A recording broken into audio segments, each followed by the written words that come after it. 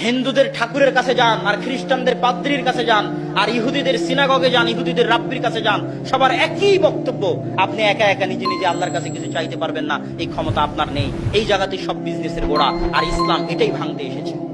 ইসলামের সাফ কথা, আপনি আল্লাহর বান্দার, আল্লাহ আপনার সৃষ্টিকর্তা, আপনার সাথে আল্লাহর যোগাযোগ ডাইরেক্ট। যত বড় গুনাহগার হন, যত বড়, আপনি কি ওর চাইতে বড় গুনাহগার যে 99 জন মানুষকে হত্যা করে 100 জন মানুষকে হত্যা করে যাচ্ছে আল্লাহর কাছে ক্ষমা নিবে চাই? এখনো ক্ষমা চায়ও নি।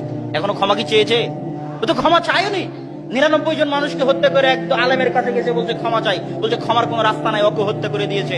একজন বলেছে অমুক গ্রামে গেলে ক্ষমা পাওয়া যাবে, সেই গ্রামে যাচ্ছে, রাস্তার মধ্যে মৃত্যু চলে এসেছে, এখনো ক্ষমা চাইনি। আল্লাহর কাছে ক্ষমা চাইনি এমন একটা বান্দা যে মাত্র ইচ্ছা পোষণ করেছিল ক্ষমা চাইবে, তাকে ক্ষমা করার জন্য আল্লাহ জমিনকে বললেন, জমিন এই দিকে হয়ে যাও, ওই দিকে হয়ে যাও। ফেরেশতাদের বললেন, যেই জমিনের দিকে, যেই গ্রামের দিকে যাচ্ছিল ওটা যদি কাছে হয় তাহলে তাকে ক্ষমা করে দাও। আল্লাহর কাছে যে ক্ষমা চাইনি তাকে ক্ষমা করার জন্য আল্লাহ কৌশল অবলম্বন করলেন। ক্ষমার ইচ্ছা পোষণ করেছিল মাত্র। আপনি যত বড় গুনাহগার হন না কেন, যত বড় গুনাহগার হন না কেন, আল্লাহ আপনার ওই পীরের চাইতে, ওই বাবার চাইতে শতগুণ, লক্ষ গুণ আল্লাহ আপনাকে ভালোবাসে। ওরকম হাজারো লাখো কোটি পীর জানা করতে পারবে, আল্লাহ সুবহানাহু ওয়া তাআলা একাই তার চেয়ে বেশি করতে পারবে। আর আল্লাহ সুবহানাহু ওয়া তাআলা যদি না চান, ওই হাজার পীর একত্রিত হলেও কিছু করতে পারবে।